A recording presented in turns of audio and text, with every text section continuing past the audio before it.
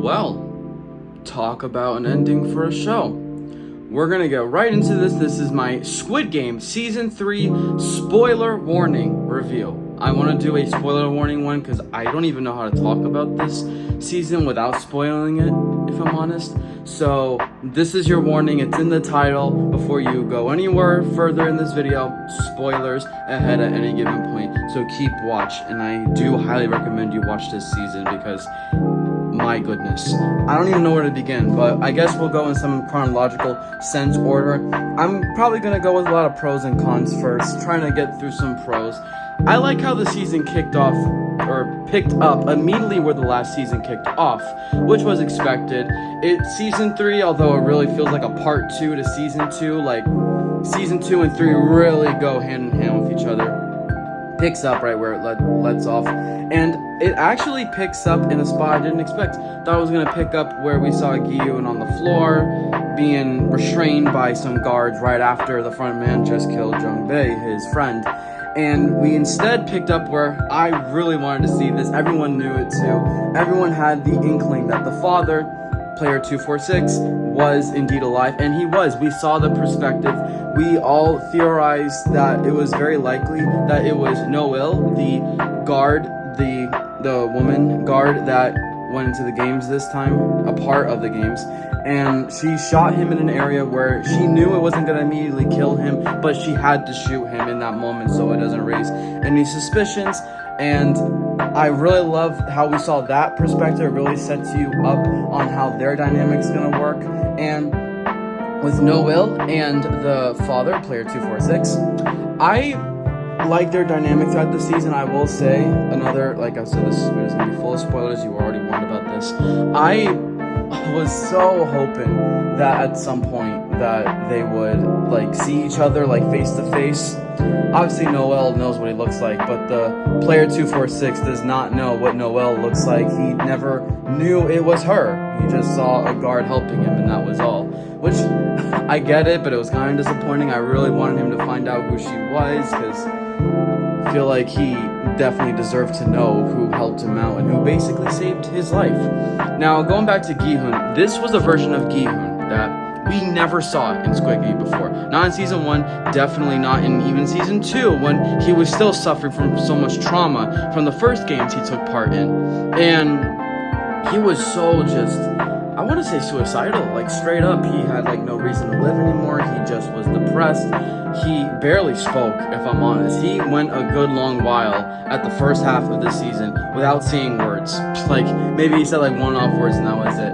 And going into the season, I honestly thought it was going to be Daiho and player 120 that was going to have the beef. Boy, was I wrong. It was Daiho and Gi-hoon. The way Gi-hoon was staring at him, Michael Myers vibes, just straight stalking his prey. This was a side of Gi-hoon we've never seen before. Before, he has never directly killed a player. Like, yeah, he has by default like killed some players, like Season 1, Tug of War. You were involved with killing those people on the other side, stuff like that. The marble game, kind of, yeah, they're like kind of just indirect kills a little bit. This was the first time he had an instinct. He willingly directly killed somebody in the Keys and Knives game, which I really like that game. I think it's probably a top 5 game of the show, if I'm being honest. It had so much suspense and intensity. We got it in Ep 2. We really just went right out from the gate. There was no time to settle with a new plot, because this was the same kind of plot we were following off the back of Season 2. So from the get-go, we were already at it. There was already emotional scenes, emotional deaths from the very first episodes, and that was insane to see. I was really glad to see that. It was needed for sure. And I will be honest, I'm going to get to some cons here. I think some characters were a little weird this season. Not in terms of their arcs, like the way that their arcs concluded. I think they were fine for the most part, but just some of them even leading up to their arcs concluding, I wasn't a huge fan of. Like Daiho, I don't know why, just he felt kind of weird this season compared to Season 2. Like, I know he did not bring the magazines like he was supposed to. He fumbled, he bailed out, and then we find out that he lied about the marine stuff. I kind of had an inkling that he could have been lying about that, but still, like, then where does the trauma come from? I have no idea. It's just, his character just felt very weird. It's almost like they didn't know how to conclude him, so they kind of resorted to him just being both like fearful and threatening now, and it's so weird. But at the same time, I acknowledge that this show's whole message is just to show how these people just change, how these games and the money at stake, it changes people. It makes them go to lengths and goes to perspectives that you probably didn't imagine, but that's literally what these games will do to people. It will drive them to that point. It's a huge message out to the world, and I get that. I totally get that. I just think for Daiho, maybe it was a little almost rushed too. He probably was like, in terms of all the characters from season 2 from the players, probably the one I'm the least satisfied with the way they ended his arc. Just felt kind of weird, if I'm being honest. Jun-Hee took quite a lot of screen time and spotlight this season, so that's Jun-Hee. And we're gonna kind of get into player 333 as well. Their dynamic, I was kind of disappointed. Like, it's good writing, don't get me wrong. I was just disappointed in the way it went because I thought it was gonna go another way, but it's not a bad way. I'm not saying it was bad writing. They took a direction, okay, cool, they went with it. I just didn't expect it. I was just kind of disappointed in player 333 in particular. Not great with his name like I am with some others. Maybe it's like Mungi or something like that, but if I'm sounding like really bad with the pronunciation, I'm just gonna call him player 333 in case I piss some people off. I thought after season 2 maybe he was gonna have some sort of like redemption, like he was gonna start being more caring, he was gonna be a lot less more of like just a full of himself, selfish kind of mindset. That didn't turn out to be the case. If anything, he turned into another Song-woo, maybe worse than Song-woo. And Song-woo is a character I think I'll defend Song-woo in some bits and parts. Like, I understand Song-woo, right? I don't really understand 333. His is more just on selfish perspectives, but also I guess just more so he didn't have to be put in those positions. He kind of willingly put himself in positions and perspectives, and the game's definitely changed him. My point being, 333 had a chance to be a redeeming character in a morality sense. It did not turn out that way. In fact, he doubled down. He became one of the most bigger just antagonists of the show from all the players, which I was really disappointed to see. It's just disappointing to just see that's how he turned out, and it was insane. I'm just gonna say straight up, like when he had his own baby, his own daughter, just hanging her above a cliff, ready to drop her, threatening to drop her if Gi-hun didn't go away. That is insane, and you can just tell that he was in the mindset of only him. And Jun-Hee, I think we all have to say that she was right. She was right. He was a bad person for sure. He didn't really change. He had a chance to change and he didn't. And that was pretty much a lot of their arcs throughout the season. That baby, I genuinely didn't think was gonna have. I didn't think it was gonna be that important to the plot. Like, I figured that she was gonna give birth. I was wondering too, how are they gonna do this? How are they gonna conclude it? What the game's gonna do. And okay, listen, this part annoyed me so much. I hated when they considered the baby as a player, as like basically a revived version of player 222 after Jun-Hee unfortunately died.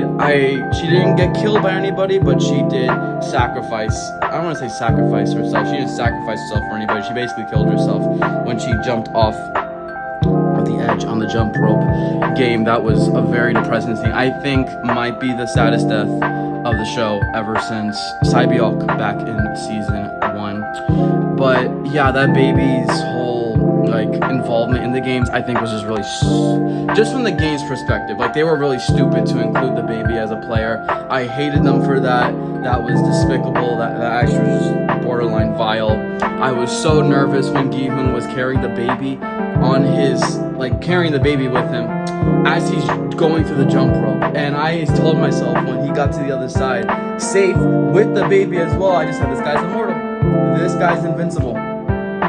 This guy might have the biggest plot armor in the history of plot armor.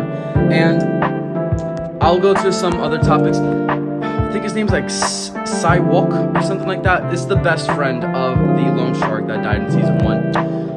MVP, underrated MVP of the season. He's an MVP of the season contender for sure. He was one of the more knowledgeable characters this season. I think he was really underrated last season. I really hope this season people give him a little bit more flowers. He was really nice. He was smart. He was intelligent. I say he was even more smarter than Jun-Ho this season, which was crazy. Jun-Ho was a good character still, obviously trying to find the island. And I'll be honest though, like he kind of was annoying me when he didn't even like suspect the fisherman was basically, working against them. I understand we the audience know that maybe it's just easier for us to see them as like fools for not noticing when we have info that the characters don't. But it's just like when you're watching it, it's like, how do you not even like suspect it? Like, even if you don't want to believe it, but you might have suspicions, I could ride with that. It's the fact that he didn't even like think it was right to even be suspicious was really weird to me. Like, bro, I mean, get the hints, get some hints. There's some hints right in front of you. And here's another thing. I don't know if I really liked the way that In-ho and Gi-hoon's whole revelation happened when he was sitting in the room. And I do like the fact that he just found out in the most natural way possible. I'm glad it wasn't some sort of like revelation in his head, or if it was some sort of like he saw something that he shouldn't have. I love how it was very intentional that In-ho just straight up decided to just in the moment, face to face, just take his mask off and show him who he really was. Gi-hoon's reaction was great and all, like a lot of emotion gets built up, but I wasn't a fan of how that kind of just seemed like it was it. And I will say this, I don't know why was he like more mad at Daiho than he was at In-ho at the end? Like, I know at first he didn't know In-ho's involvement or anything like that, but the minute he realized, I feel like he had more hatred for Daiho for not bringing the magazines than he had for In-ho betraying him, being undercover, playing a fake act, killing his best friend right in front of him, being the front man of the entire games the entire time, even leading all the way back to season 1. Like, oh my goodness, I don't know. I wasn't really too sure about that. And I guess there's another thing to know. The VIPs sucked. And I know they're not supposed to be likable, but these ones were actually just like, I couldn't even watch them. Every single time they were on screen, it was so irritating, especially that woman. I don't know what was going on with her voice. It sounded like Siri. It sounded like it was AI generated. It felt like I was watching the English dub of Squid Game, and I'm on the Korean dub, but I just got sneak peeks of the English dub somehow. It was really bad. I don't know what was going on there, I'll be honest.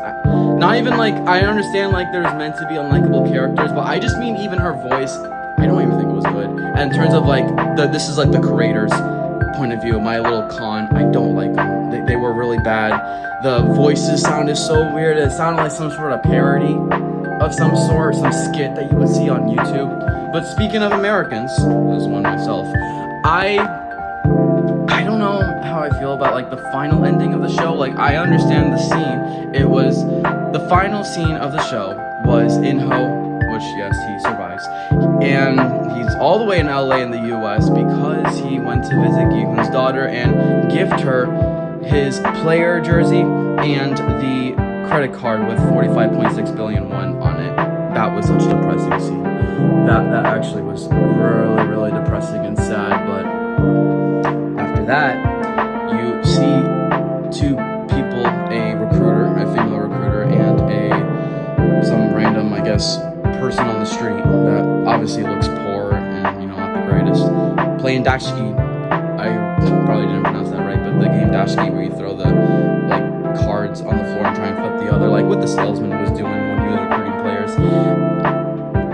Pretty much teasing for spin-offs of Squid Game. We know we aren't leaving this universe. We're leaving Squid Game the show, but the universe, we are going to expand. Like, it's too big to not expand. We're going to get spin-offs. We're probably going to get an American Squid Game spin-off, probably in the works, and that was definitely what that was teasing.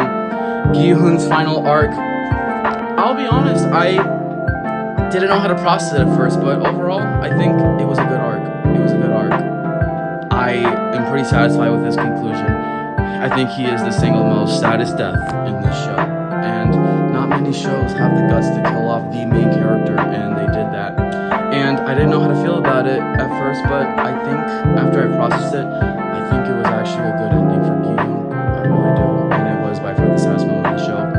And a couple other things to note before this video gets a little too long. Maybe I can do some follow-ups, or I will put a bunch of reactions out there. I wanted to put my reactions out there, both to see myself like long-term and just for other people to see, because I know some people like to see people react to their favorite shows. And a couple things to know. Player 100, 333. The only time I like 333 this entire season is when he killed Player 100. And I showed that in my reaction too.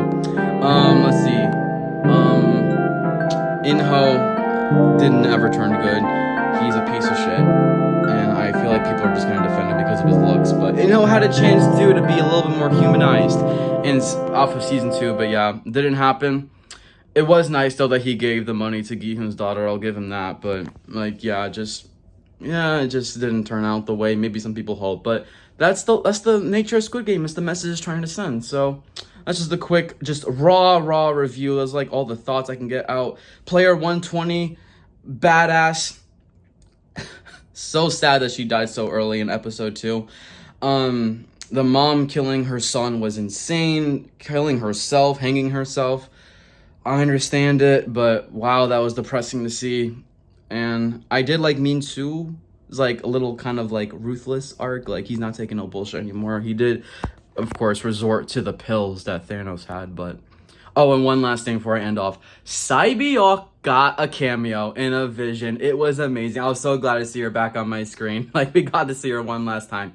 That was awesome. Peace out, and I will try and get a little bit more videos out there about Squid Game. Obviously, I have to do a bunch of reactions.